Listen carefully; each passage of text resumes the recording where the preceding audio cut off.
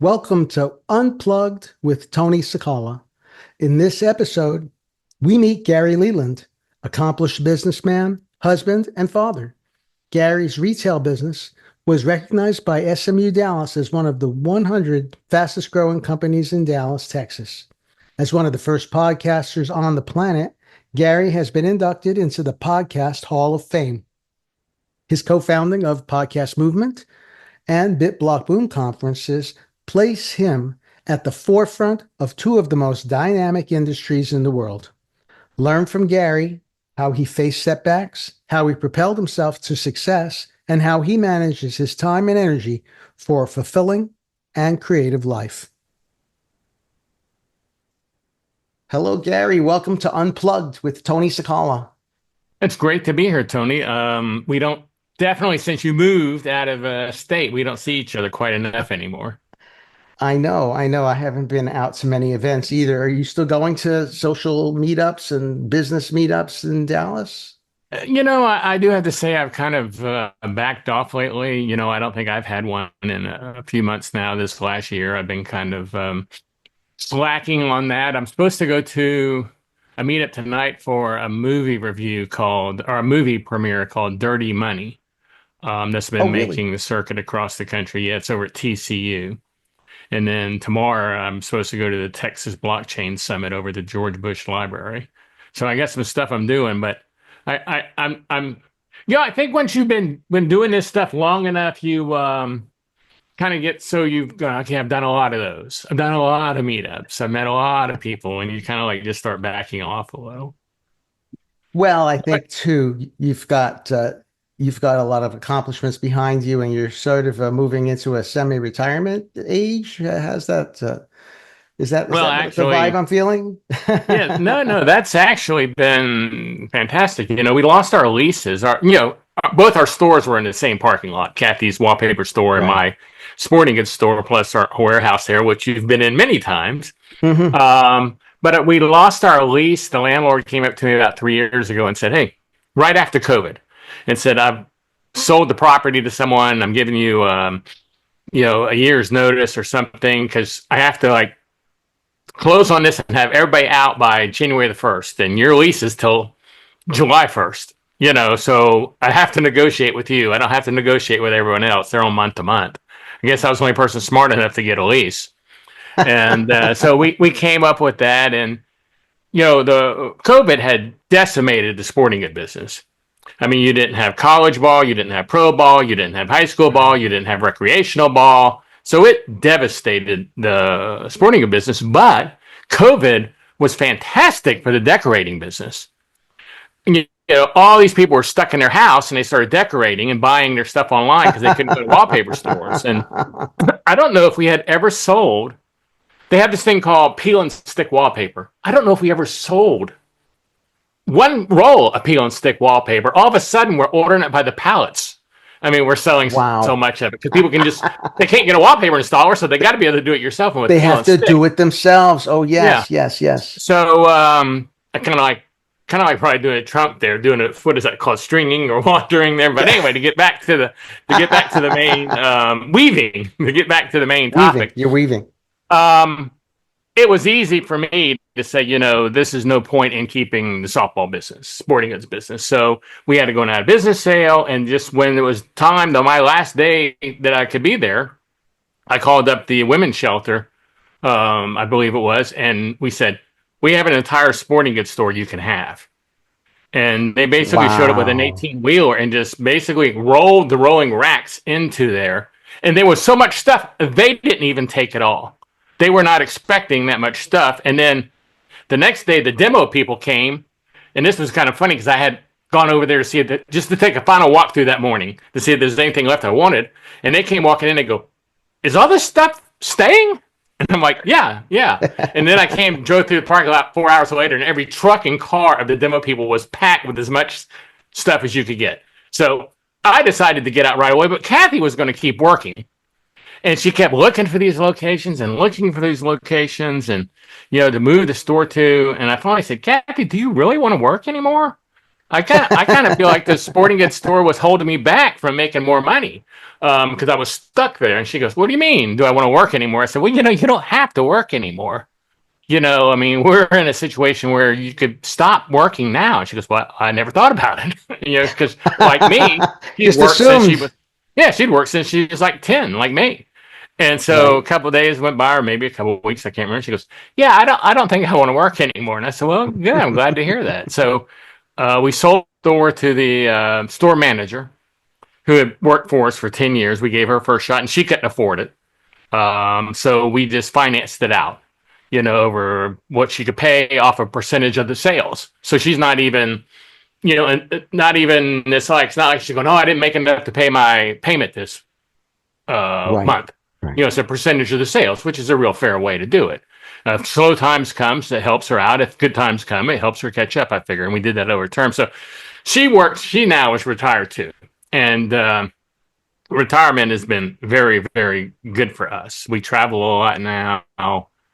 We do a lot of things. But before we go any further, I want to congratulate you on your first episode Well, I thank you, of the Gary. show. Yeah. Yeah, well, I thought it was fitting that I would ask you to be the first guest because you've inspired me to do things to stretch out of my comfort zone, and it's a real honor to have you as a Well, podcaster first and guest. I have to thank you. Gosh, what was it? 2017 at Mm-hmm. the Big D conference. I'm walking down a hallway, and Tony's talking to some friends of mine. I know Mitch was in the group, and several AJ.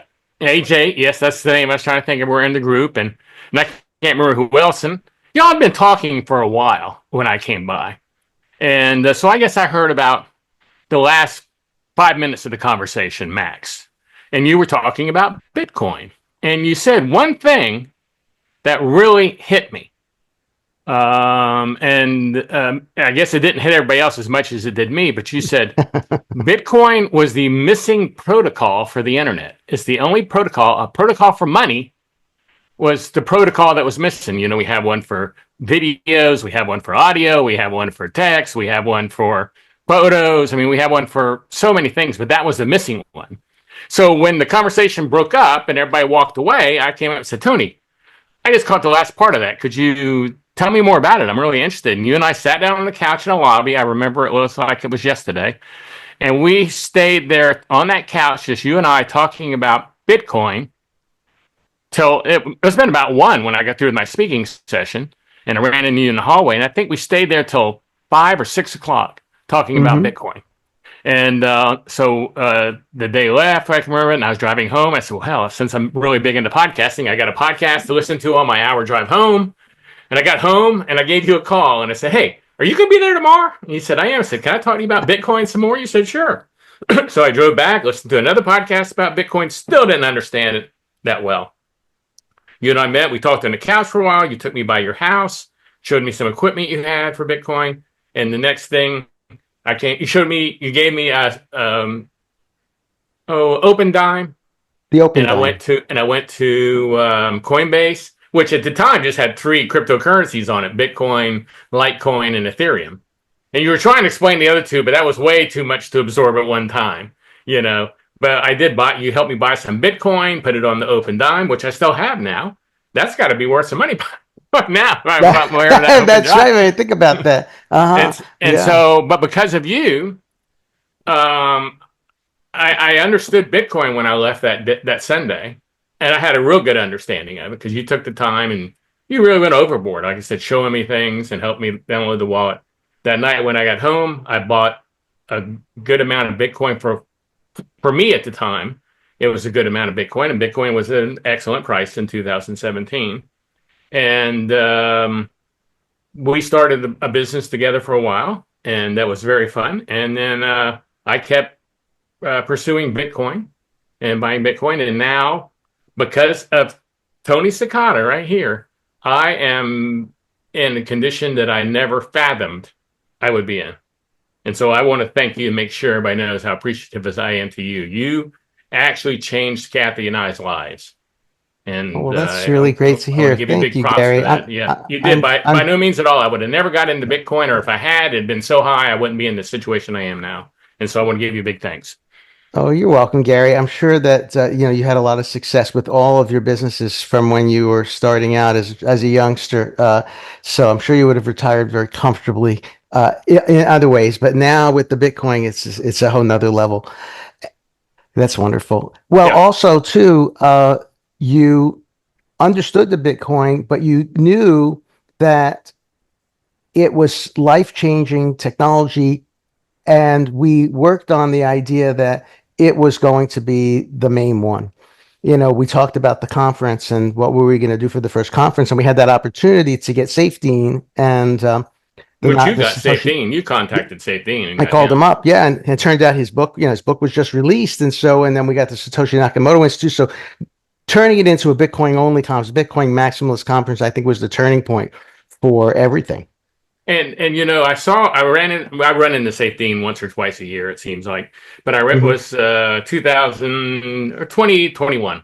I ran into him in Miami at a conference, and I was inside. I saw Safe Dean come walking in. It was the Bitcoin conference in Miami, and it was like 30,000 people or The something. big one, yeah. Yeah, yeah. And here comes Safe Dean walking in. So I said, "Oh," and I said, "Safe, I just want to tell you, I really appreciate you. I don't know if I ever told you thank you, but I really appreciate you coming to the first two BitBlock booms. I think you coming to the first one really, since that was our first conference and we didn't know what we were doing, that really helped set us on our path. And I wanted to just tell you thank you." And he goes, "Well, Gary, I don't know if I've ever told you, but I am so thankful for you inviting me to BitBlockBoom. My book had just come out, and that was the first place I ever appeared with my book."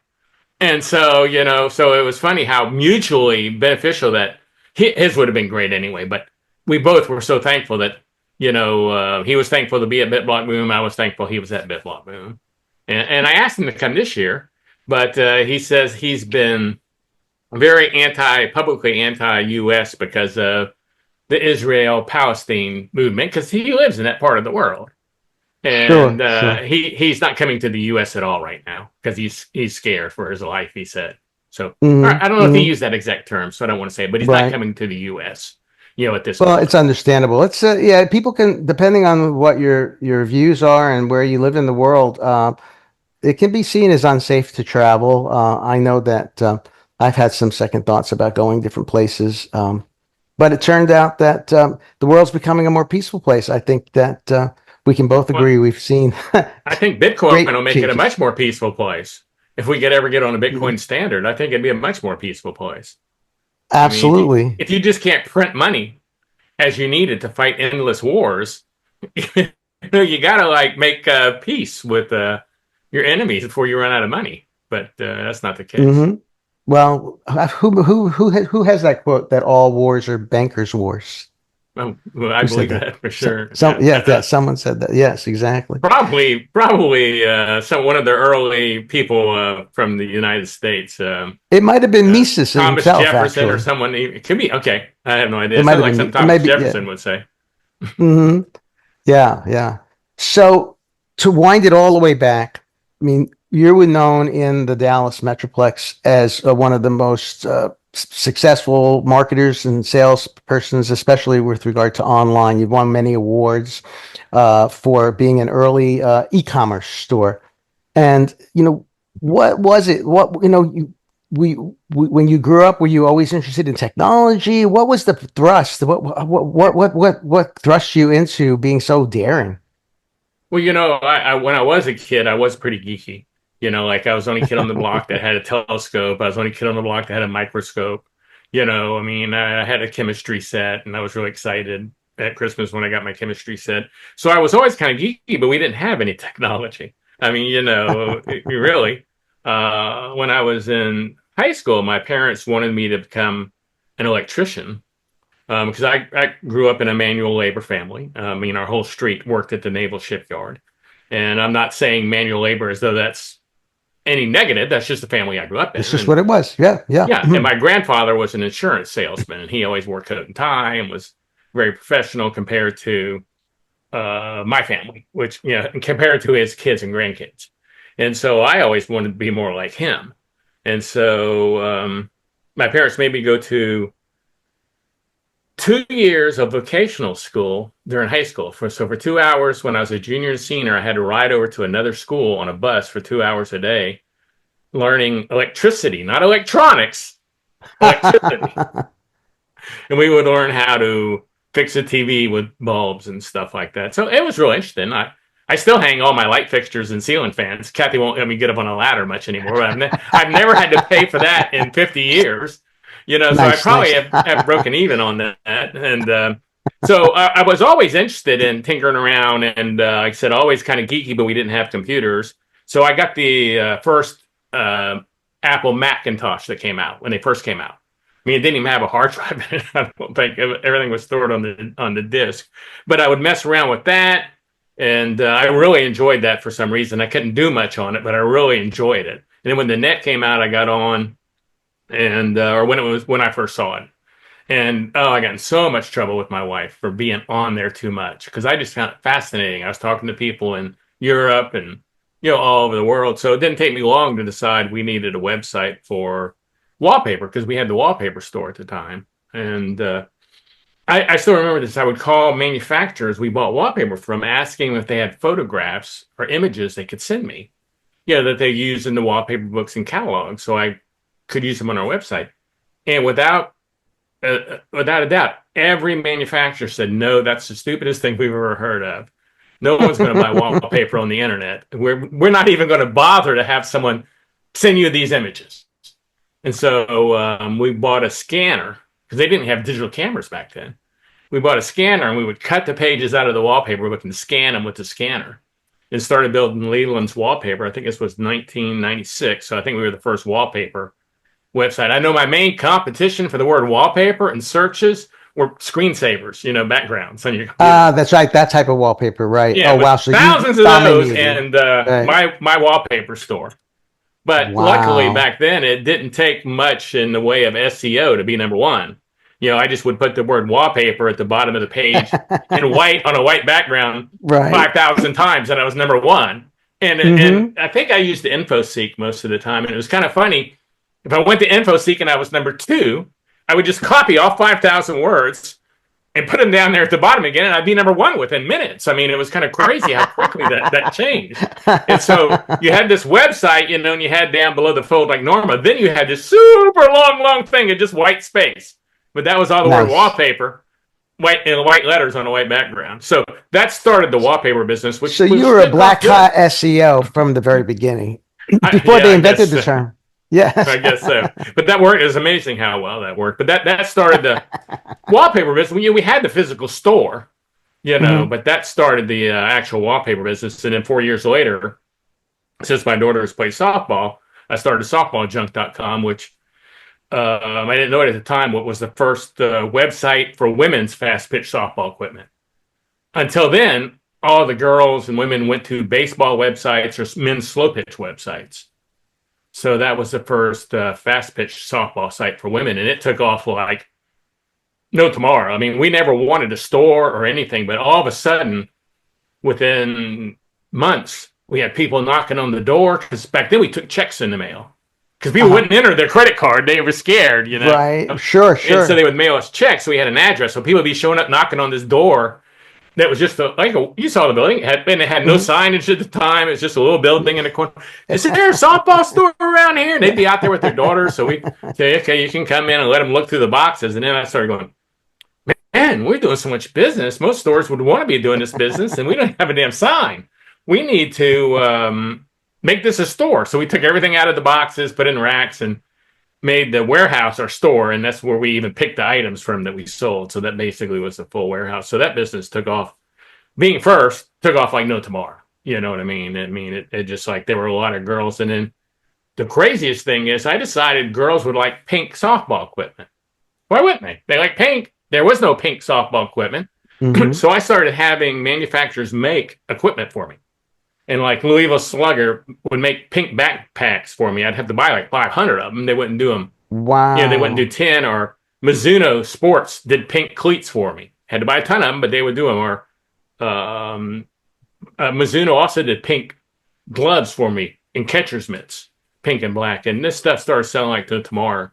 But then, within 2 years, the manufacturer saw how much business I was doing, being the only person in the country with pink softball equipment, that they all started carrying it in their catalog. Right. And right now, I can tell you, when you're the only person in the country selling something that's weird, you can do really great. When everybody can sell this weird thing, you're not going to do that well with it. Exactly. So that kind of ended our run on the pink softball equipment. It was amazing how this. Actually, one time I was in the, I was up in Oklahoma to watch the Olympic team, and I knew a couple of the girls, but I didn't know them all like I pretty much do now. And I went up to Lisa Fernandez, who's considered the greatest softball player of all times. And she was talking to her on the field, and I had a press pass. I used my podcasting to get press passes to things. And I was on the field, and I said, "Hey, have you ever heard of my store, softballjunk.com?" And she stepped back. She goes, "Is that the store with the pink softball gloves?" And I said, "Yeah." And she goes, "I have seen that." So that's how rare it was that she remembered it, the site from the pink gloves. Yeah, so that was, but then it just grew and grew and grew, and I think at the end we ended up with maybe 20 e-commerce sites. Most of them drop shipped or were variations of the one. Like we had the full decorating store, but then we made one that was just murals because we stocked murals from the decorating store. We made one that was just wallpaper that looked like bricks, brickwallpaper.com. Why? Because we stocked bricks, and back then the domain name had a lot to do with your placement too. Sure. If you were softball.com, well, heck, you were the top on the softball searches all the time. And I think what really helped is when they started doing pay to click, click to pay. When that started, we started messing around with it, and it was like a nickel, but all of a sudden it grew up, and everybody started adding pay per click, and all these places we were paying a nickel for, all of a sudden, we were like getting a ton of hits under any category you could find, because I'd messed around with it so far. So that helped a lot too. But it ended up pay-per-click killed us too, because it got so costly. Sure. Everyone decided the term softball bat was a nickel when it first started, and then later, within 5 years, it was $50, or something to be softball bat, be first. So, but it was a good run. We really enjoyed it. But that's a long weave to get to my story about was I always a techie or something, I guess. Yeah. But it seems like you had an eye for what could be the next thing. Like, was it an intuition, or do you just really, how do you explain that?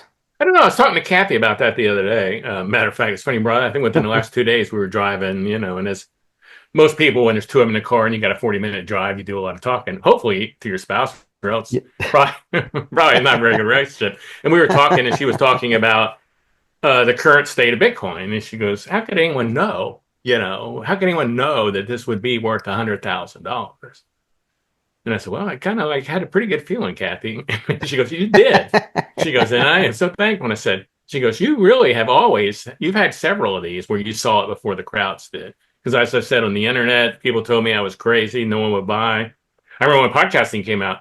Whenever I got something new, I try to share it. I tried to get friends of mine to start websites. Like I had a guy whose kids were into soccer. I said, you should start soccerjunk.com.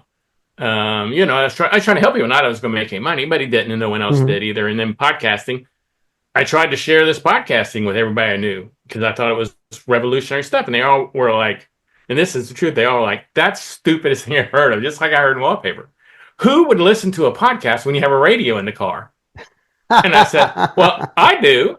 That's all I listen to anymore. Yeah, I was on an interview with the BBC back in 2005, let's say, or 2006, and at like 4 a.m. So I got up early to get ready for this, and we were talking, and they were interviewing me about podcasting because it was still new technology.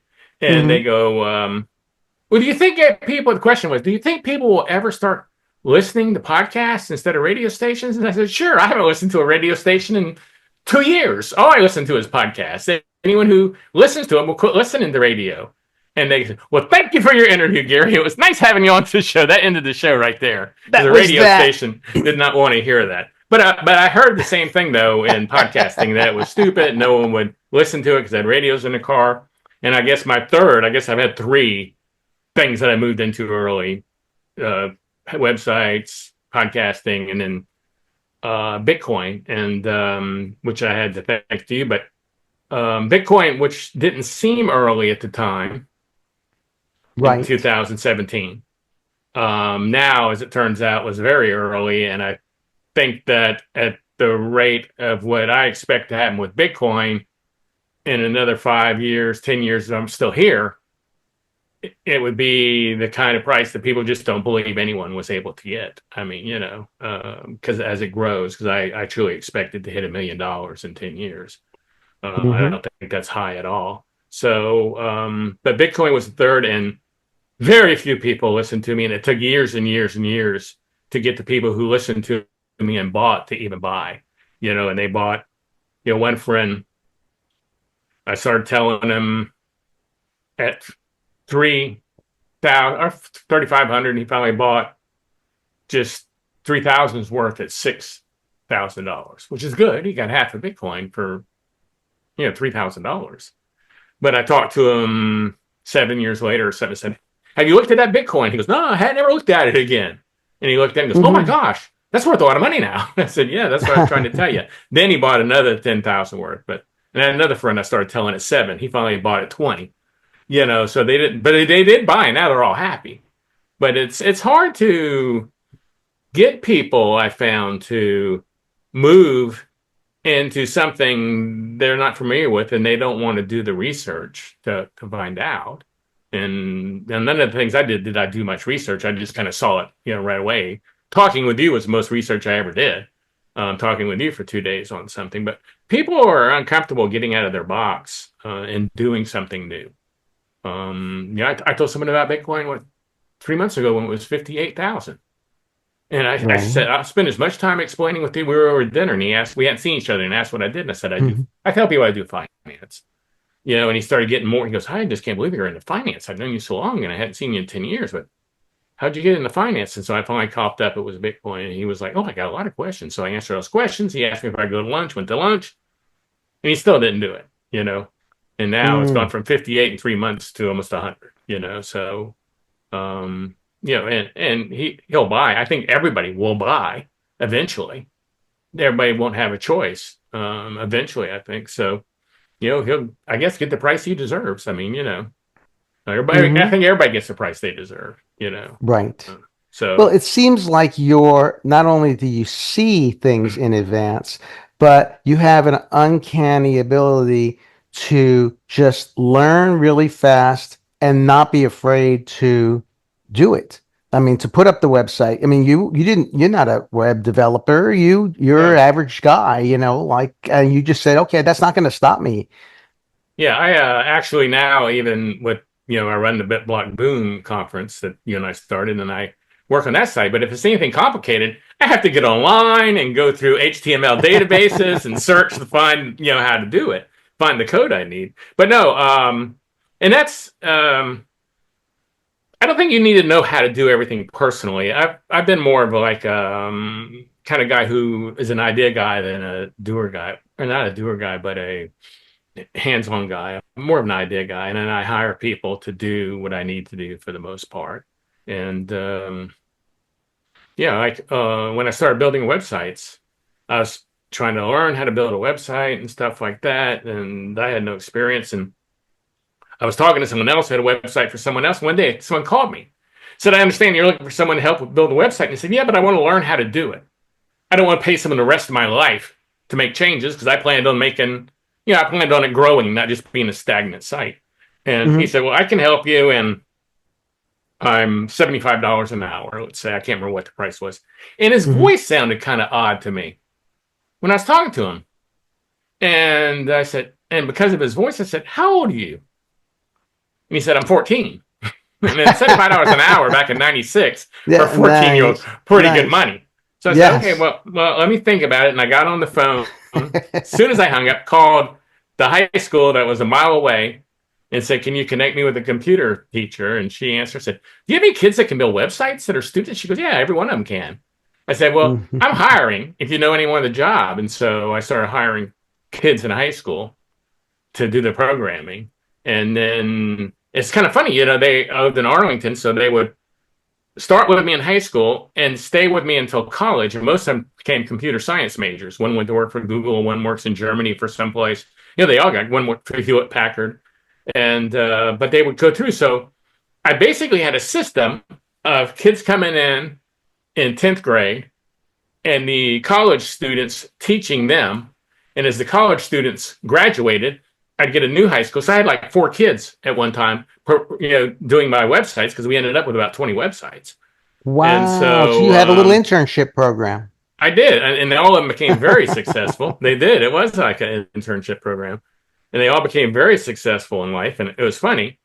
They would build something. I say, here's what we need. We need to do this and do this. And I go to the site to buy something. I go, how do you buy something on this website?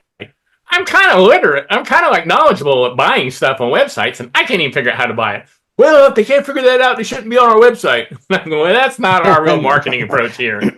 That was the way it was back then. But that was a really good turnaround the way that worked, and that worked for a long, long time. So, and I still can't program websites worth anything, but I've made a ton of money off e-commerce, So I don't think you have to have a hands-on. You just need people that can do what you want and know how, and have the vision of what you want it to look like, so they can have some leadership guidance. Well, you gave a talk at the WordPress meetup several times. We've talked, and you understand everything that needs to be done. I mean, if I understand that you hire people, but I always had the idea that you really do know what is going on every site. You can. Yeah. You have. Yeah, I really felt like I did. One time, this is a pretty good story, Tony. At one time, I had this great idea. Let's build this database with all our sporting good products on it and every one of our websites, because we had 10 sporting good websites at one time. Mm-hmm. We had baseballjunk.com, softballjunk.com, hockeyjunk.com, footballjunk.com, basketballjunk. You named a sport, and we had the junk. And so let's say we got in Red Lion socks, which can be used in sports socks, can be used in almost every sport. You'd enter the stuff, you'd enter the price, enter the description, enter the image, and you'd choose what websites you wanted it on. And so, for instance, that product you would choose maybe on all 10 websites, or 11 or 9 or whatever it was, and it would auto-populate all the websites. Wow. This was great. I mean, you had to put it in one time and just choose the websites you wanted to. And if it was out of stock, or you're out of size, you change it in one place and it changed on every website. Well, then Google, as you can imagine, what happened to me here, Google came out with, was it Penguin or whatever, that changed duplications? Duplicate content. And I had websites and websites full with duplicate content. Oh my gosh. Our stuff went like this. Right. So that killed but that was like the smoothest thing we ever had going, was that. And I knew what I wanted. I didn't know how to build it, but I knew what I wanted. Right. Well, it seems like you not only have been successful in the internet domain, but also now you're a consultant to many companies in the financial domain. Yeah, I would say I was an early advisor for Swan Bitcoin. Mm-hmm. And I like the guys there. They've been real good to me, and hopefully I've been good to them. But most of the things I've done, and that would not be as much as advisors as angel investors, investing I see. As an angel investor in startups. I kind of feel, and I don't kind of feel, I know that Bitcoin is going to come more and more mainstream. And it's just a matter of times before banks and all kind of financial institutions will be holding Bitcoin, selling Bitcoin, whatever. There'll be a day where you walk into your bank and, well, you won't do this anymore. It's probably a day you won't walk in your bank, actually. But there'll be a day where you check your online banking and you go, oh, I got $10,000 in here, or $1,000 or whatever. I think I'll move some of this over to Bitcoin. And you'll be able to do it with your bank, and your bank will hold the Bitcoin. You won't have to move it out of there. Because, the thing about Bitcoin, a lot of people, it's too much work and people are lazy. They don't want to figure out how to secure their Bitcoin and all that kind of stuff. So, but that's what's going to happen someday. And I think could be very soon. We already have Bank of New York Mellencamp. They can hold Bitcoin. I think they're the only bank in the U.S. that can do it. They got a special waiver. But it's just a matter of time for all banks. It's just a matter of time. And when that happens, I think all these banks and financial institutions, they are not going to just sit back and go, okay, let's start building this thing we need, and in 5 years we'll have it. They're just going to start buying out all these companies that I've been, getting as an angel investor, and not every one of them is going to get bought. You can't pick all winners, but I think you only have to hit with one or two, to make it, worth your time. And even if they don't want the technology, even if they go, oh, the technology is okay, how many times have you seen a company get bought out just to get the employees? Because there's only so many people who are super good at that, and most of them have jobs. So that was my goal there. So I've done more of that. Like I said, I've been an advisor, and I help anyone that calls and asks my opinion.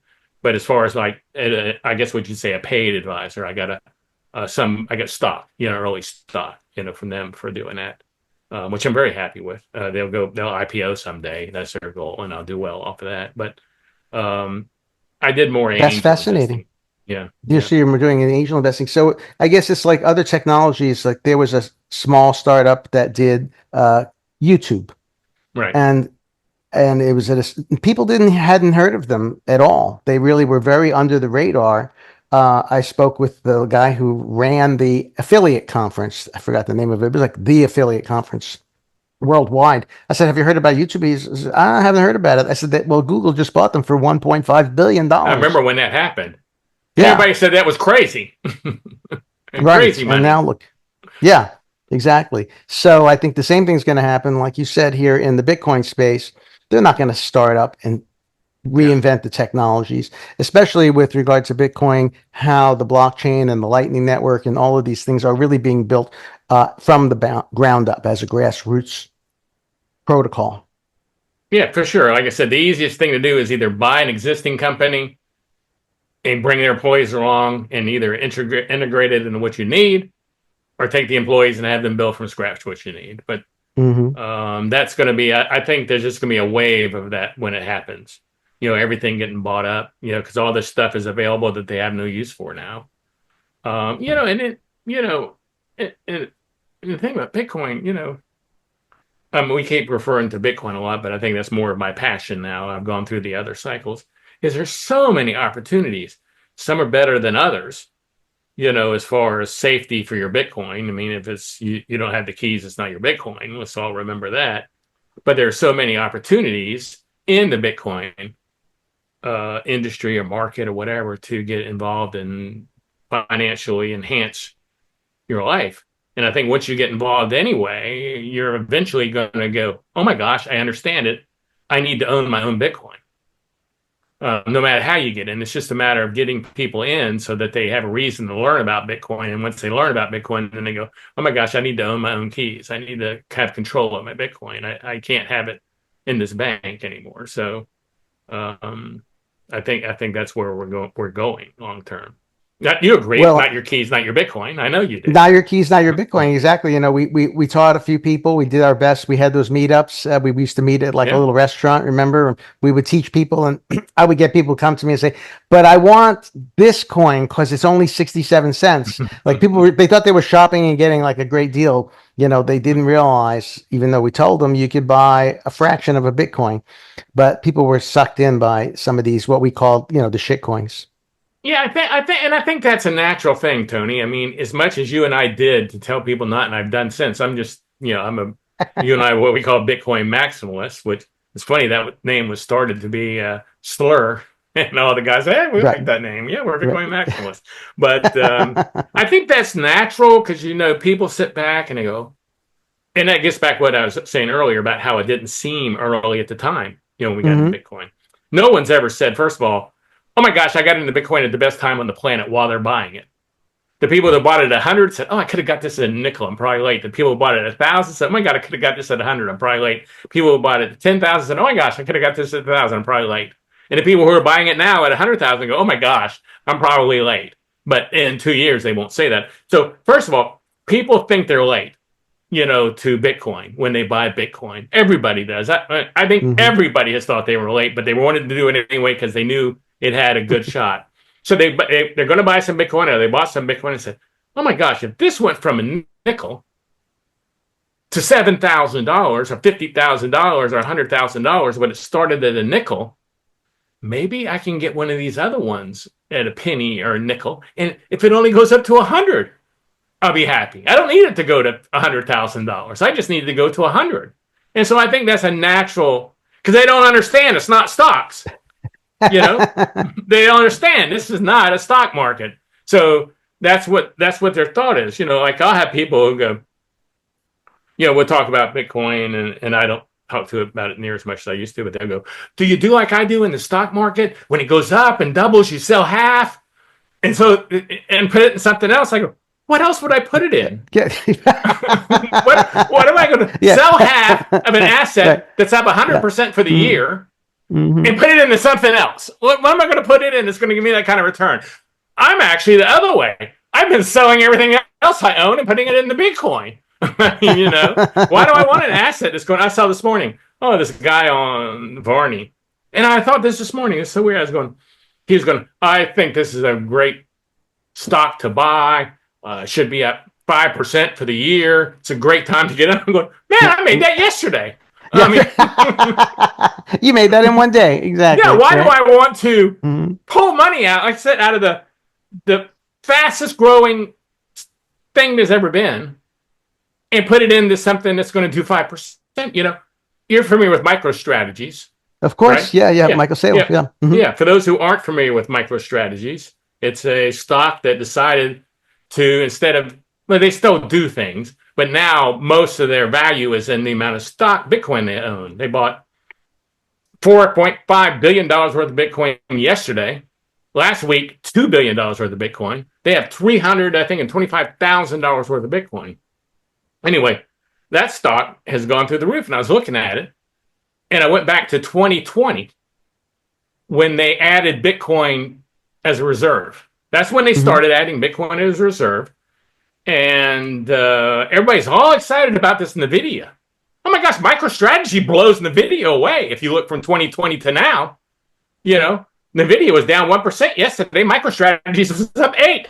I mean, you know, but people aren't looking at that for some reason. You know, it's past silver in value. It's past the Saudi Aramco in value. I mean, it's moving up. It's number 7 in values now compared to, you know, and I think it'll pass everything, you know, get up there except for Bitcoin. But it's funny how people see that. They don't see that, and they talk about this NVIDIA, you know, but it's at the top, I think, you know, or it's not at the top, but it's not growing like MicroStrategy. Right, right. Yeah. Well, you know, we know you're in Texas, Gary, and Texans like their oil and energy. And have you been involved with any of the mining companies? Now, there's a lot of Bitcoin mining that's working to work off of what's called wasted energy. Yeah, I really haven't been involved, but I've been to a lot of them. You know, I've been to down south College Station. You have Riot Bitcoin. They have the biggest mining facility in the United States. I've been there a couple of times, and that's just amazing when you see something of that size. And they're using an old Alcoa plant that was left as a disaster from when Alcoa left. And so they mine there with regular electricity, but I've been to smaller places, like up in near Denton. There's a guy up there who bought a company. They buy old gas wells. And maybe these gas wells were shut down 10 years ago. But now they have the technology to pull gas out of them again. It's not enough gas necessarily that you would like set up and say, okay, we're going to start selling gas on the open market. But it's more than enough to hook up to a gas generator and start running Bitcoin. So out in the middle of this damn field, you know, they have a gas generator, which I never knew how big those were. Oh, they're gigantic. And then they have trailers, containers that are set up with Bitcoin miners even. They even have Bitcoin miners outside, you know, just with a tarp over the top. I mean, you know, yeah, I'm going, don't these get affected outside? And they go, no, they're fine. I'm going, don't they get wet when it rains? I go, they got a tarp over them. And then I've been down to Corsicana. Riot's making the largest Bitcoin mining facility on the planet there. They already have the largest in the U.S. Now they're making, and it's like, last time I was down there, it was mostly just dirt. And they were building a lake for cooling water. And I mean, you could put sailboats in this lake. It's so big for the cooling tank. Wow. Water. Wow. This thing is humongous. So I've been in a lot of them, but I really wouldn't say I've been involved in much. We considered mining last year. A friend of mine that has a lot of plants and a lot of mining facilities in South Dakota. He is a real good friend of mine, and he said, "Hey, if you ever want to get into mining, let me know. I got so many blah blah blah number of these new machines coming in. They were whatever the hottest new mining model is, and I'll just sell them to you at cost, and you can just pay me for electricity and any repairs we have to make." And so we were really considering that. And I was talking to Kathy, trying to teach her what mining was. It's a hard thing for people to grasp. Mm-hmm. And we were watching videos, and I was explaining it to her, and she just really didn't feel comfortable with it. And which actually probably was good because, Bitcoin mining really died, last year. They were all suffering. They were in trouble, big trouble, as you know. Yeah, absolutely. She said, well, we had our little mining gig for a little bit. We did some mining on some stuff there, and we were selling miners. We had a store. I can't remember, what was the name of that store? Remember, it was turnkeymmining.com. Oh, turnkeymmining.com. That's right. You would buy a miner. You were putting the miners together, and I was running more or less the marketing. And we did pretty good with those. So quite a few. That was really funny. I was thinking back about some of those people. I wonder if those people, if they looked in their wallets, if they've kept track of what, they mined. We had people mining, what was it? Zcash, I think. Zcash. And then because we couldn't mine Bitcoin with GPUs back then. Yeah. Right. But they could convert the Zcash. They could mine the Bitcash and then convert it into Bitcoin. That was what we were telling them to do. Mm-hmm. So, I mean, you think about that now, someone who had one of those miners back then, they might say if they mined $5,000 of Bitcoin, where would they be right now? Right. Hey, I got a question for you from memory. Yeah. According to John McAfee, because we met him, talked to him a couple times. Right. If you want to buy a monkey in China, what do you use? You have to use Bitcoin. Exactly. That was so funny. I don't know why that has stuck with me. I'm never going to buy a China monkey anyway from anywhere. But just out of the blue, this guy goes, "Hey, if you guys ever want to buy a monkey in China, you're going to..." I'm like, what the heck? He was a one of a kind. I'm really glad we got to chat with him a couple times. He was an interesting fellow. Him and Janice both. Yeah. Yes. He was an interesting fellow. That's the way to live, though. I mean, if you're going to go, he invited Kathy and I to come down on his boat.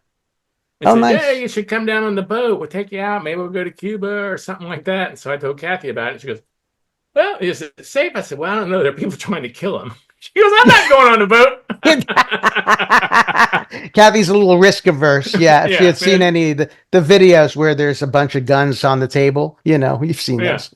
Yeah. Or him with guns. I'm not going anywhere where people are trying to kill somebody. I said, "Okay, just letting you know the invite was there." Yeah, the invite was there. Oh my gosh. Yeah, it's taken me, I think we're going to El Salvador to go to an event that Max Kaiser is hosting early next year. And if you know how long it's taken me to get her to go to El Salvador, I mean, it's taken me, I've been trying to get her to go to El Salvador ever since it was safe to go.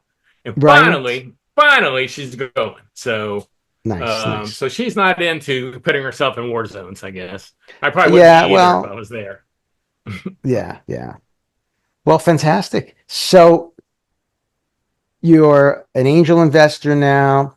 You're running the BitBlockBoom. What is it that when you wake up in the morning, like what is it? A curiosity that what drives you to the next thing, Gary? What can you give? Younger viewers are going to be watching this. Yeah, certainly most people are younger than us, and would looking for some advice. To how to build their lives. Yeah, I just have always liked working, I think. I mean, I wouldn't say I'm a workaholic, but I didn't mind putting in the time. I find that, I hired a lot of young people. I had mostly young people coming through my business. I never had anyone older than me, that's for sure. But all my employees were always young people, either in high school or college or just out of college trying to figure out what they were going to do, but that age. And I found so many of the people I hired, I called it, they didn't last very long because they were just allergic to work. I mean, that's what I call it. They're allergic to work. Yeah. And so they spent more time trying to get out of work than they did just doing their jobs. And, I remember like I'd have someone do something and they did it wrong. I said, okay, we got to redo this from scratch. This is wrong. Just using the same thing. I got to do it again. And I'm going, I'm the one that should be pissed. I'm paying for it a second time. It's not like you're doing it for free. Right. Yeah. So I found a lot of people just don't like to work. And they think they're going to get rich really quick. And maybe they can. It was a long, long process for me. My wife and I both, we worked 7-hour days, 7-week weeks, 12 hours a day. We would be, we started the decorating business by going door to door, knocking on people's doors, asking them if they needed any mini blinds or anything. And so we would have the 2 babies in the back seat of the car on Sunday afternoon, driving through neighborhoods, knocking on doors, trying to get business. And a lot of people just aren't willing to put in the time. I find that's the case. And I find a lot of people give up too soon. Mm-hmm. I think some people are so close to reaching their dream and they just kind of give up and they think they aren't going to make it. And certainly there's a point where you might run out of money, if you're capital intensive. But if you're not, and that's your dream to do whatever it is you've started, you should continue with it till you can't do it any longer, because you don't want to later down the road say, gosh, I was so close. The story would be when we had the decorating store way before we had the internet, there was so much competition for wallpaper back then. And I said, gosh, Kathy, we're really struggling here. I don't know if we're going to make it. Maybe we should consider shutting down the store. I remember this conversation. She goes, no, we can't do that. No, we put too much time into this. I was like, okay, well, we'll just continue. I just was floating that by you. And then I promise you, it was within 6 months, our number one competitor, a block down the street, went out of business, and I bought all their content for pennies on the dollar. And within another year, our only other competitor in Arlington, Texas, the biggest of them all, went out of business, and we didn't buy their content because they didn't care for us. Because they were losers, I guess. They lost, So, and then we started buying stores, started going out of business all the Metroplex. We were buying the contents of the stores for pennies on the dollars, and the landlords were just tickle pink because they didn't have to move all that stuff out of there, and they got a check. Right. And we were tickle pink because we had so much profit in all the stuff we were bringing. So, but we were so close. Sorry for the weave there. I never knew a term for when I break out like that. Now I know a term. Yeah, weaving a lot. Yeah, I was close to like giving up. And Kathy, convinced me not to. And then it turned out that, that business is still going down the street by the person we sold it to, and still Leland's wallpaper, and the website's still going. And but I think so that's a great lesson. I think that's a really great lesson. So basically your competitors were feeling the same heat. The market was saturated and they were doing poorly. You were doing poorly, but you had the stick-to-itiveness to stick to it. And then when they threw their hat in the ring, you were there to snatch up the rewards. Right. That's really smart. I think another thing that was really good that we've done since 2000, I would say, or 2004, when podcasting came out, is we spent a ton of time creating our own media to advertise our store, our stores, our businesses, whatever, instead of like saying, oh, how much do you charge to have an ad on your podcast? And they go $1,000. We just created our own network of podcasts, so we had all these podcasts, and the whole purpose of the podcast was to market the store.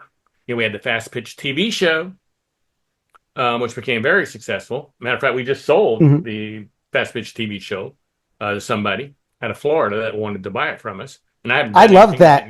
You would go down the store aisles and you'd pick up the bats, and people would complain about the ads, and you'd say, "Well, then don't listen. Yeah. You're not the audience for me." I always said, I don't care if you watch my podcast if you're not going to look at my ad. What do I care?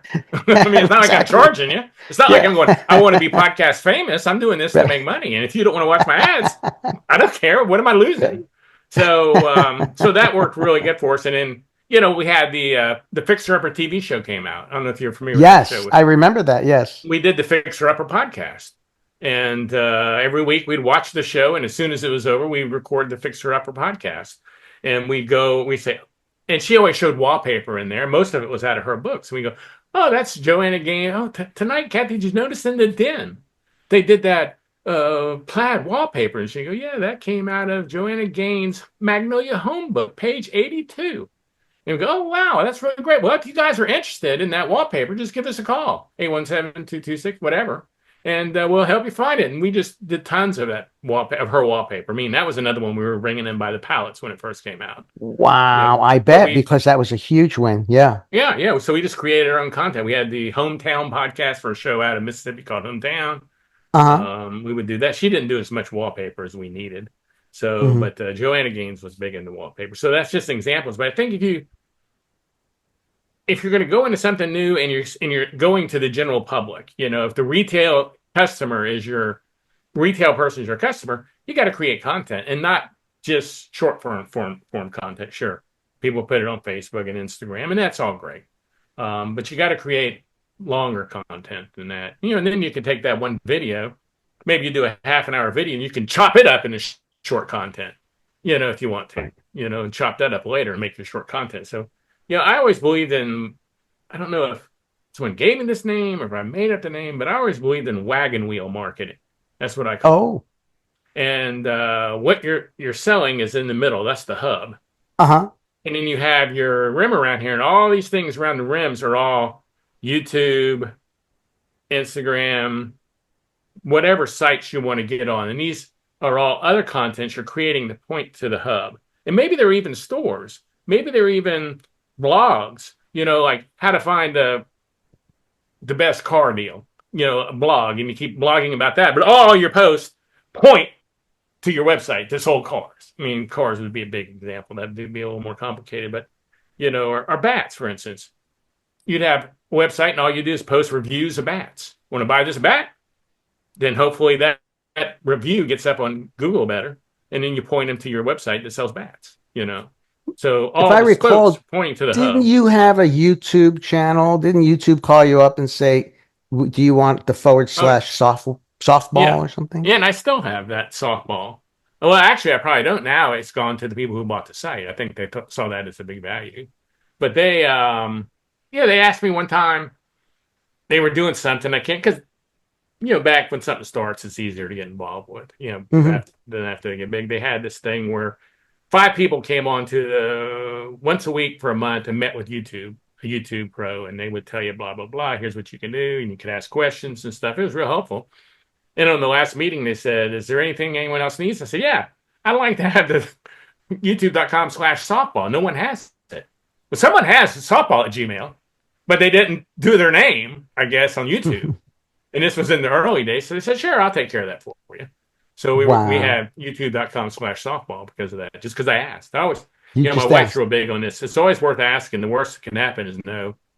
So, we've never been scared to ask. Actually, yesterday we're going into the have her eyes checked. She's getting ready to have eye surgery for the lenses, replacement lenses inside your eyes. Now, I had that several years ago, the trifocal lenses, and they're great. And so she's getting hers done now. So the doctor's assistant is saying, okay, this costs blah, blah, blah, so much money. She goes, do y'all give a discount for repeat customers because we're a repeat customer? And she goes, no, we don't. She goes, just had to ask. Didn't hurt to ask. It never hurt. She might go, yeah, we can give you $500. Who knows?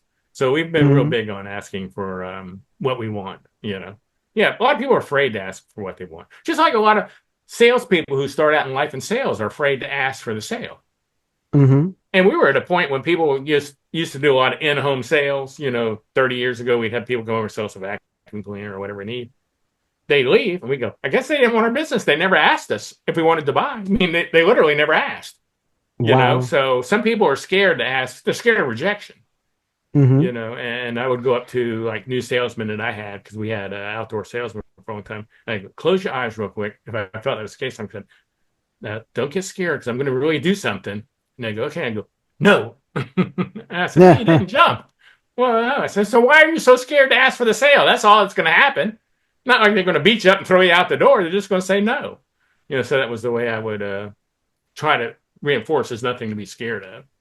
People are scared here now. There are, a lot of people are. Well, I think the psychology of sales is very important. We've we've been doing a lot of work in social media, and you've been on the different platforms, and what did they say? 80% of your content should be teaching, and 20% should be asking for the money. Yeah. Hey, you got And to ask for it. mhm, yeah, Yeah. I exactly. always say, I guess they just actually giving people the information they need, you know? But yeah, you're right. You gotta know how to ask for it. And there's a lot. I mean, someone could literally spend a decade studying sales, Hmm. studying sales. When I first moved to Dallas, I worked for a storm window company. And Hmm. they would get us leads and we'd go into a house that really, I don't think, well, I'm sure they didn't even know why we were coming. I think they were really aloof as though, hey, we got a prize for you. We'll bring you a warming tray if you let our guy come out there. And he goes, sure, we want a warming tray. And we come out, and then all of a sudden we had a 3 to 4 hour presentation on storm windows. People go, man, I got to eat dinner. I go, well, what are we having? I still got 2 hours left, before I even get around to asking you for a sale. And they ate dinner with many a person.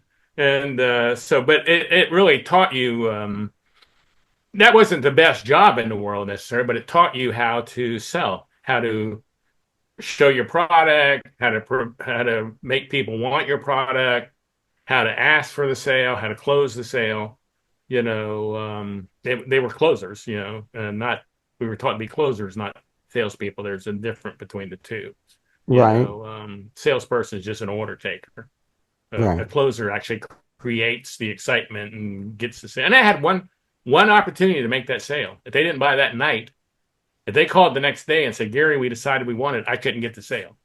Someone else got the house, got the sale. So you really, didn't want to Wow. go through 4 hours and get nothing out of it times 5 nights a week, I see. So Yeah, they you designed the system well. They were like, you were going to get it done. Otherwise, yeah, like you were said, going the to house give it would get every yeah. effort you had. I mean, Wow, of course. so it was, I think they're out of business now, but, Hmm.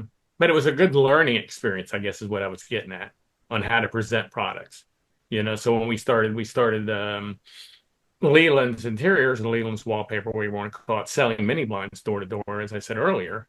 When I quit selling storm windows and we went into that, I was, pretty adept at like making a presentation that we used, and getting the order. I remember when I decided to do this, I took out a magazine. I went and bought a decorating magazine and cut pictures out of the magazine, taped them to a white piece of paper, and then typed up a little thing at the bottom of the typewriter, cut it out and taped it to the piece of paper, and then put this all together with our phone number that I typed up.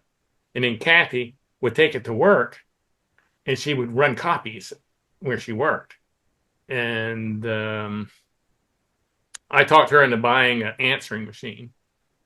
I said, I think we need an answering machine. She goes, I don't think we can afford that answering machine. It's like $100, $75. I said, I really, really think we ought to do this. And I finally talked her into it. We went to Radio Shack, got her answering machine, put the little tape in there, and spent all day trying to figure out the right message, recording it and listening to it. That was like maybe on a Friday. And then Sunday, I took my little brochures I told you about. We were at her brother's house in South Arlington watching a football game. And it was a pretty bad game. So I got in the car and I just went driving around, leaving them on doors, these flyers that I just Hmm. made. And we went to work Monday and came home. We had like 10 calls, people wanting to buy. And so we paid for our answering machine right then. But we were Right there. so concerned about investing that money, in that answering machine, which turned out the start of a whole career. I mean, that business, Kathy came up with the concept, of selling the blinds door to door. I just came up with the marketing idea, Hmm. and so put the two and two together. We've always made a really good team. And I think that's another good thing. I think you're agreeable with is, you know, if you're, uh, if you and you're doing it together with your family, it's much easier to be successful, Right. because you're doing it with someone you spend all your time with anyway. You have someone to shoot ideas off of. You have someone to help, if you need a little help on something, and someone who will tell you the truth, in their opinion, whether you want to hear it or not, Hmm. which when you hear the opinion, it may not be something you agree with, you may go, "Oh, you're talking crazy talk. This is the best idea I've ever had." But after you think about it for a while, you may go, "Hey, maybe you're right. Maybe this does need some tweaking, or maybe I do need to go down this other path with it, or maybe we need to veer here." So, yeah, I think that really helps your business too if you have your partner involved.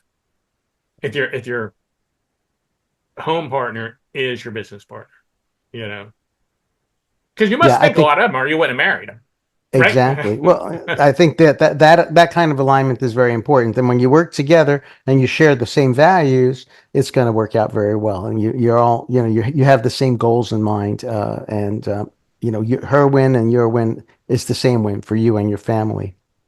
Right, right. And our kids, like I said, they worked for us at a young age, so they became hard workers because they started, like I said, they were in the back of the car when we had baby seats. I mean, Mm-hmm. so they grew up working, and then we would bring them into the store when they were like 10 and 11 to do filing and stuff. Heck, they worked better than some of my employees. So we pay them the same thing an employee made. I had to pay someone at the time. I Right. think, I don't even know what minimum wage is anymore. I'm sorry to say, but at the time, I think minimum wage was $7 an hour and they were Uh-huh. 9 and 10 making $7 an hour. We go up there on Sundays to do stuff and they'd hop right on the filing, or after school, they'd come up there and hop on the filing or do the vacuuming or whatever we needed to do. So I think it's also good for the whole family if you're involved, because your kids learn a strong work habit. My kids are both very successful, but they're not allergic to work. They grew up and Right. they're not scared to ask, because they grew up Mm-hmm. with the model of working all the time. And if you're going to be a workaholic, you better be one with your family with you. If you Right. want to keep your family, Right. you better have your whole family Yeah. with you. Mm-hmm.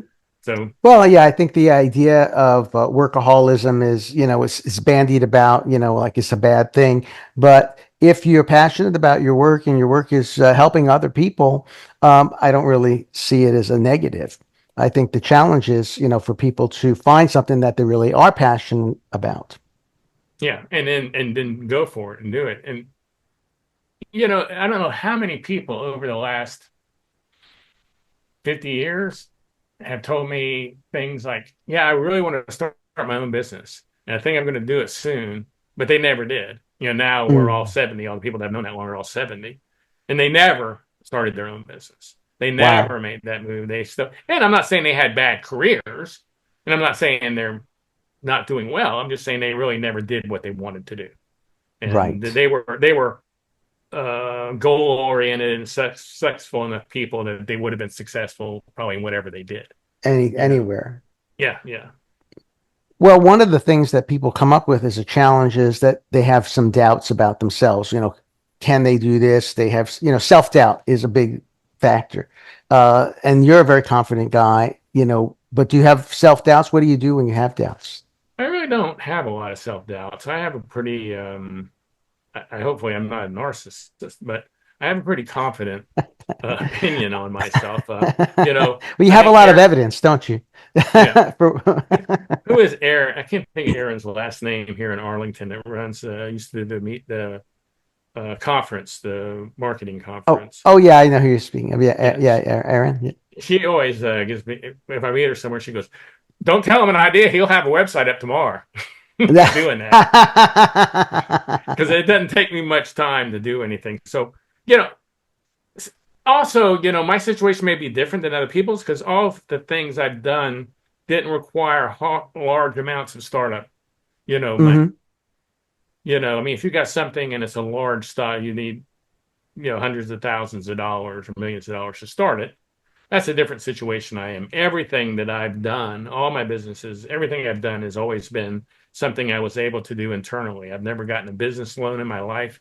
I've really never really advertised anything, paid advertising for anything, because I did my own advertising. So if something failed, or in my thought pattern, even to this day, if something fails, I don't have a whole heck of a lot in it. I just put my Right. time in it. So it's not You like I can go, "Oh bootstrapped man, it. yeah, I'm out of $500,000 because this didn't work." Right. So I really haven't had any one thing that's gone, "Oh my gosh, we sold this company for $5 million." I hadn't had anything like that, but I've done enough little things, that one after another, they piled up, and I was able to experience. And I was never good at selling stuff either. I seemed to. Finally, we sold Leland's wallpaper after 50 years or 40 years because we didn't want to work anymore. so I always started things and kept them pretty much. And I sold Fast Pitch TV recently because they called me. I didn't even try to sell it.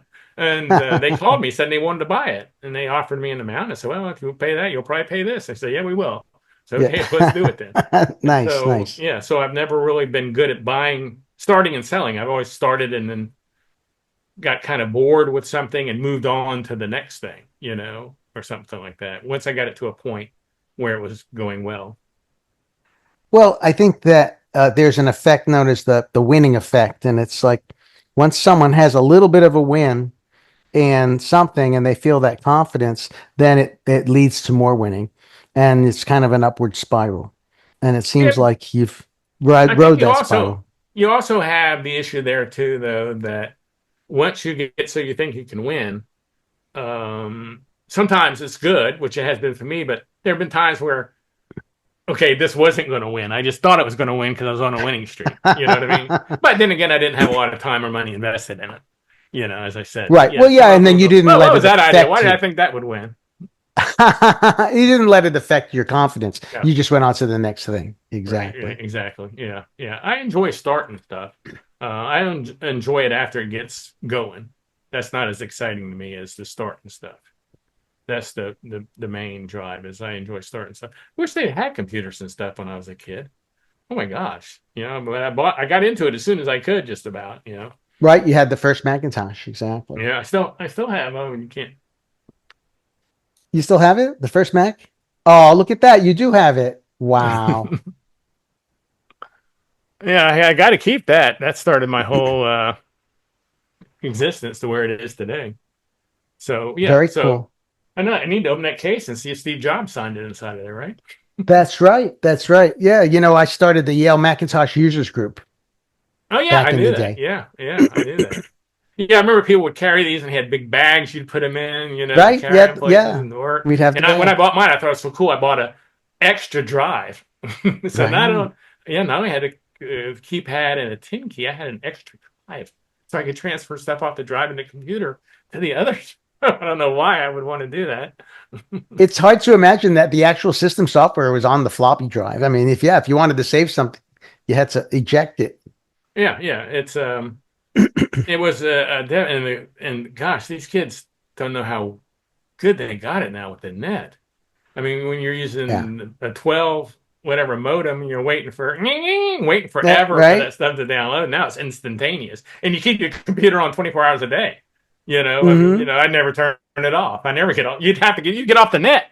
When we first started, you shut it down. You had to. So someone could answer. So you make a phone call. Exactly. Yeah. You'd be sharing that. That's funny.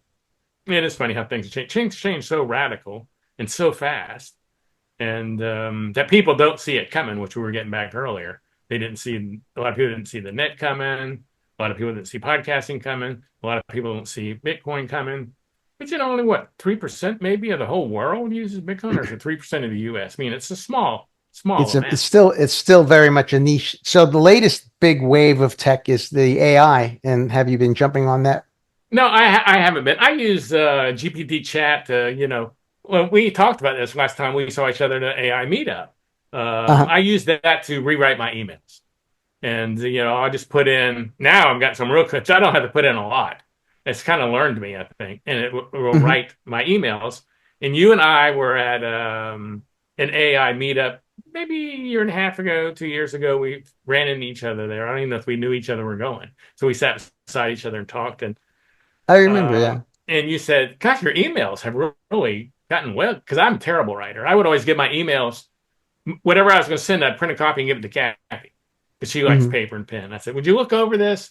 So I don't look that much like an idiot, because I'm not a great writer. But now I just throw it in the GP chat and say, rewrite for email. And you said, gosh, your emails look so much better. Have you been really working on it? I said, no, I just throw it off the GPT chat. And you go, that makes sense. So that's all I do. That's all I do is use it for emails.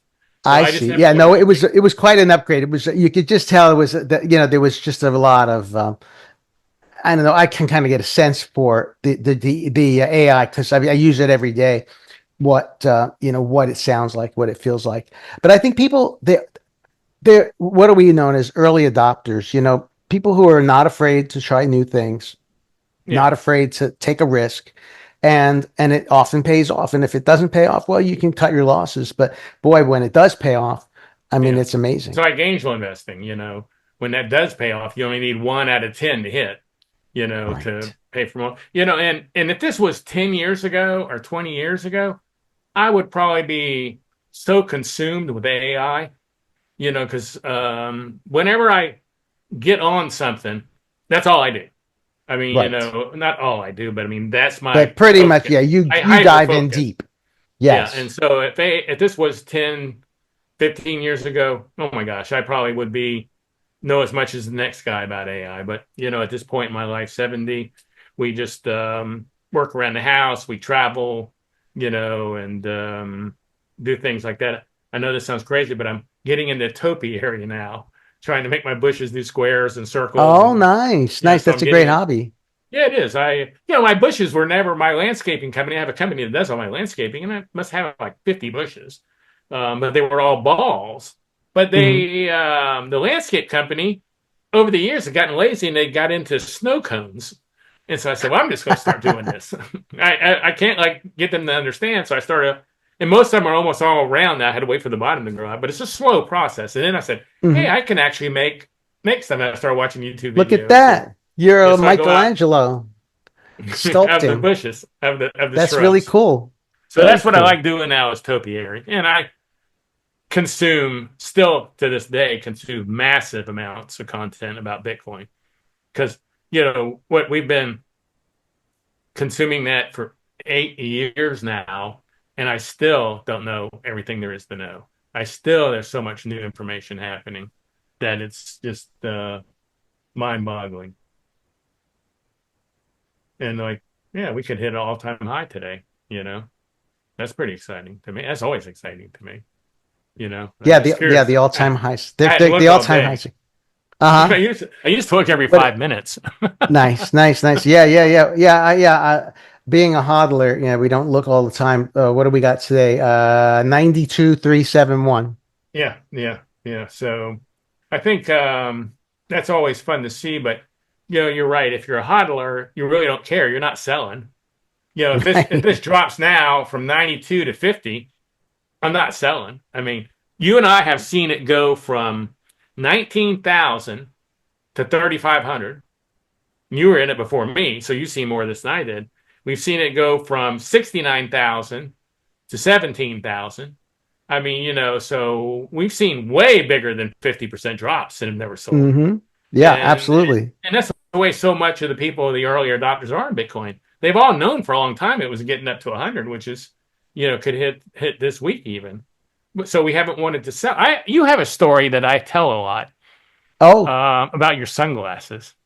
oh yeah. That's such a great story. I don't know if many Right. people know that. If you want to tell that real quick, but I tell that story to people all the time as to why I never sell Bitcoin. I mean, Right. Yeah, because I've never sold any Bitcoin ever. hmm yeah, I remember using Bitcoin as a tool for buying something online. It was like, wow, this is really great. I don't have to pull out my credit card, and so it was, way back. And I don't remember the exact number, if it was a third or maybe it was a 30th of a Bitcoin. But yeah, bought those sunglasses, and I think back on that day. I don't. What those sunglasses cost now? Very Yeah, expensive sunglasses. Let's put it that way. and a lot of people did. I was talking to someone the other day who was there with Charlie Shrim when Mhm. was it BitGo that he had? What was the name of that Right, company? Bitco. Yeah. BitGo, and he worked at the offices there, and Roger Ver would be there and stuff, and he would make baklava and he'd sell it for Bitcoin. And he'd bring it in, and I think Roger Ver, if I'm remembering the story correctly, said, "Hey, I like to buy some of that." And he goes, "Well, I'll sell it to you for 10 Bitcoin per tray." Baklava. And he said, "Okay." So he's buying trays of dessert for 10 Bitcoins each. So that's $1 million a tray now. Million Um, dollars. but he said, "Gosh, I spent so much of that. I really never thought. I mean, I knew it would be worth something, but back then when it was so cheap and you were getting it so freely, you didn't think I need to hold this is going to be worth so much money, because it was so Right. new. Who even knew for Right. sure? that it would last, that the government wouldn't shut it down, for instance. Well, yeah, people say that, oh, I wish I had gotten in early, but I say to them, but would you have held? Because Exactly. I told somebody to buy it at 500, and then when it went to 1500, they were excited and sold, and they did Yeah, that's the great. thing. People They were always say so that with happy. stocks, even with stocks. They go, I knew I should have bought that Facebook stock when it was $40 or something. I said, yeah, but you probably would have sold when it hit 150 and it dropped 20%. I mean, Right. it's not like that's hard to keep that when you're making those kind of goods. It's really people who really understand Bitcoin, um, who have who become hodlers. They understand it's not a stock. This is something that is different than anything else the world has ever seen. I think this is Hmm. the first financial instrument that the general public has been able to forerun before the banks and corporates got into it. Right. First of all, so that's a major difference. Boy, and then so many people have bad. They don't want to do the work to make their Bitcoin safe, and they end up Right. losing it. I have a friend. The SEC was suing Coinbase. And I said, well, yeah, we got to get out of Coinbase. So I was telling people that I always try to help people who I orange pilled if I know they bought a good bit, on my say so. If they bought, $1,000 worth a couple of years ago, I'm not going to like contact all those people. But if someone bought a good bit because of my say so, I said, you need to get your Bitcoin off Coinbase, get your wallet. And then they said, what kind of wallet you get? And they got some piece of, I said, you can't use that. I don't even know what that is. You got to go to this website and buy it from the website. You can't buy it from Amazon. You need all the stuff you tell them. And then they move all their Bitcoin from Coinbase to the wallet. And then they contact me a year later and go, hey, I've lost my password. How do I get that back? I'm going, what do you mean? Because I put it somewhere. I don't know where I put it. And I'm going, he goes, I tried calling Treasurer. They won't help me. They're very unhelpful. So there's nothing they can do, dude. I mean, that's why when you filled that out, it made you write down the stuff and it even tested you. What is word 2? What is word 5? I mean, and it told you to keep that. And, well, I don't know where it's at now. And so they've got a large amount of money on there. So people aren't willing to do the Yeah. No, time they to can't keep that guess stuff those secure. 24 words. No, they Yeah. can't guess them. Yeah, it's almost like they need to sell you one of those little scratch metal things, and you scratch it into the metal, and maybe you'll remember it more. I know you have at the conference people selling Yeah. more robust hardware. Well, things that if the house catches on fire, it won't burn Right. up. I mean, that's what Exactly. you really need. If the house catches on fire and you got all your passwords in there and you can't remember them, that could be a pretty expensive fire for some people. Right. So yeah, and I think the thing with Bitcoin is with Bitcoin, the saying is you are your own bank, and with being your own bank, well, let's face it, that's a great power. Look at the banking system. They opened up Right. one on every corner. We went down to Arlington and within a mile counted eight banks the other day. Mm-hmm. So that's a great power. That's a great financial power. And as Voltaire said, our Uncle Ben on Spider Man, according to which one you want to go with Uh-huh. great power comes great responsibility. Yeah, I don't Exactly. know who you want to quote on that, but they Yes. both said it. Uh-huh. So, Nice. with great responsibility means you have got to do things to protect your wealth, to protect your Bitcoin. There's Coinbase has no FDIC insurance, no exchange does, but everybody leaves their Bitcoin. Mhm. There's no if they take all your Bitcoin, there's relatively nothing you can do. Someone hacks and takes all your Bitcoin, from Well, and them. that's why you have such great sponsorship like Swan Bitcoin and other places where you can have a third party custodial where you still Yeah, are holding yeah, it yourself. yeah. And then there's 2 out of 3 sig. There are ways Right. now Right. that you don't have to do as much work as you and I had to do in the early days Oh yeah. to predict your Bitcoin. But Hmm. still, it takes an effort, which most people, or not most people, I don't want to say it, but a lot of people just buy their Bitcoin and go, I got some. That's it. I'm done. And they're confusing a Bitcoin exchange with a bank. Right. Well, and we've seen so many exchanges go down. I mean, I remember when Mount Gox went down. I mean, that was devastating for a lot of people. Yes, yes. That was before I was into Bitcoin. That was in the earlier days of Bitcoin. But I think they funded most people back their Bitcoin. Did you get yours back?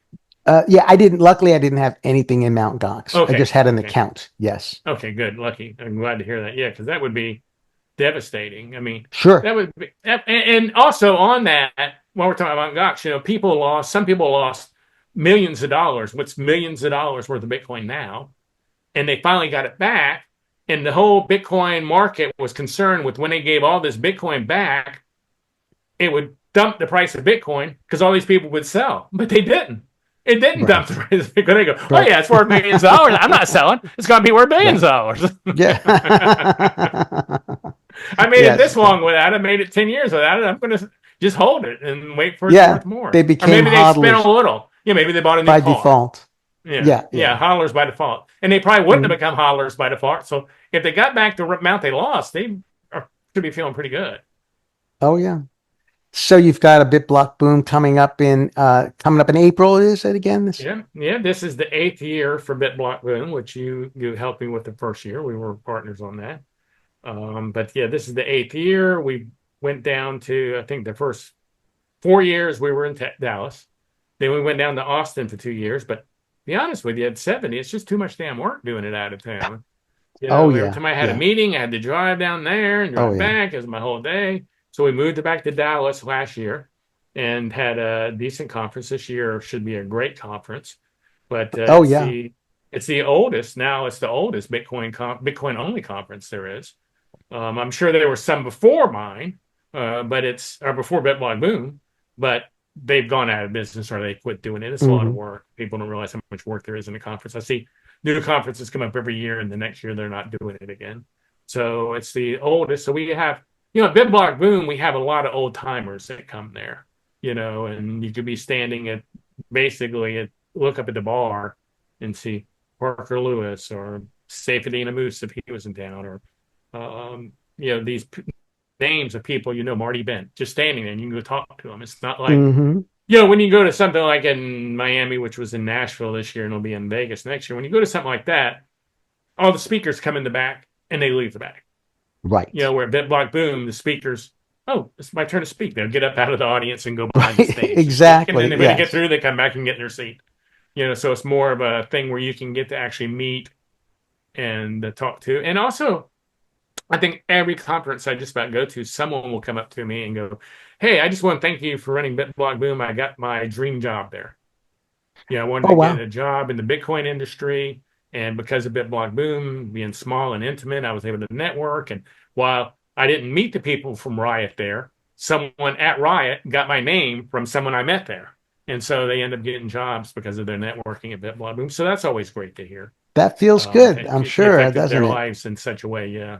And you Yes. didn't do a lot to affect their lives, just indirectly you affected their lives, Yeah. so By yeah, hosting that's always everyone. good to hear. Sure. Yeah, yeah.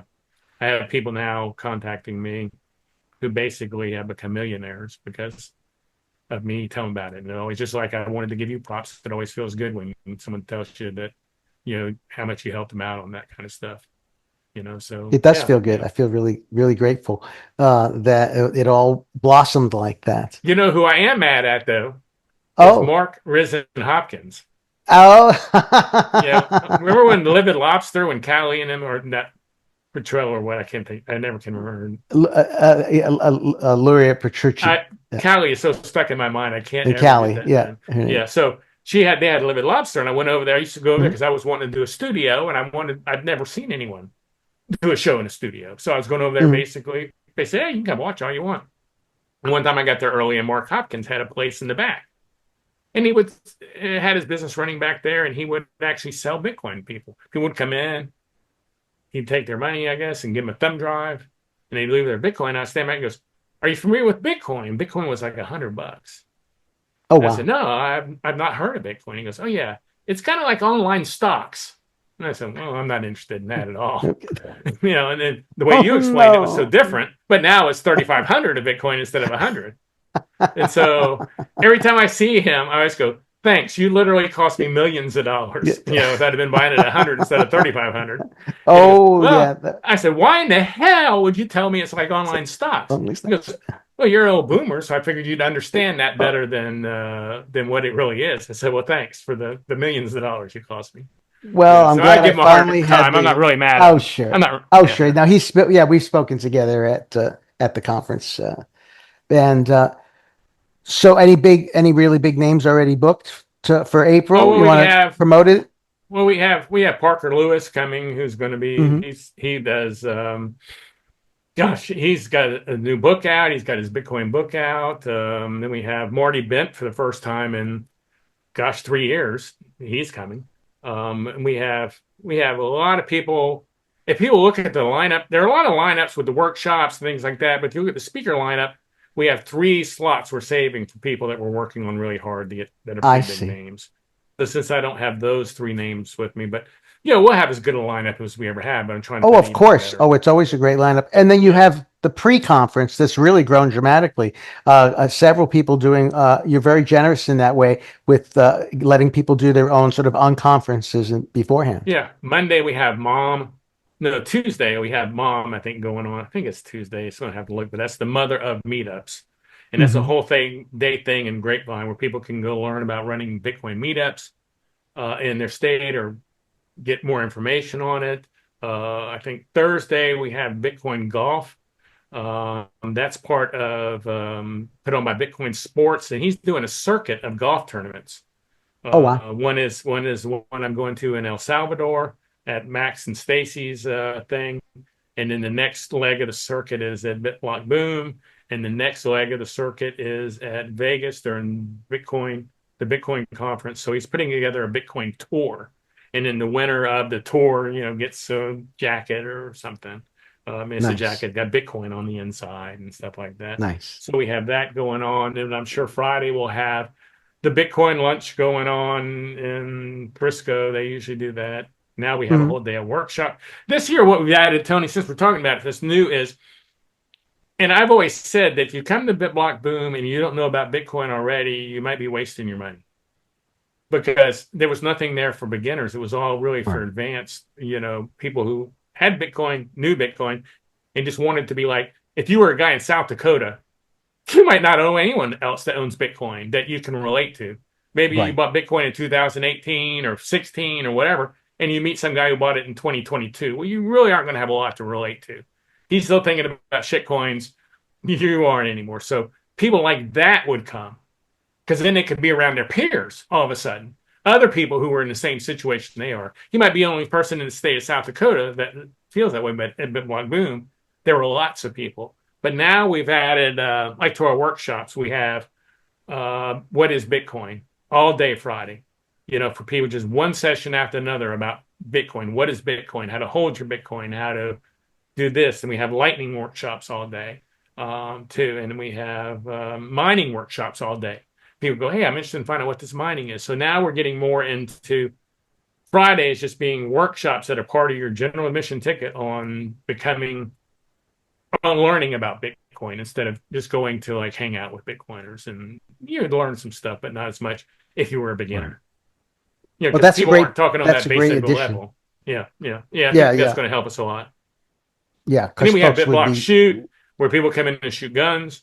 I mean, if Hmm. you're someone coming from Netherlands or from Australia or something, you've never held a gun problem. Hmm. And people go, Yeah. oh yeah, that's a lot of people. I go, it is a lot of people. I think our second year we had more people from the Netherlands than we did from Dallas Fort Worth.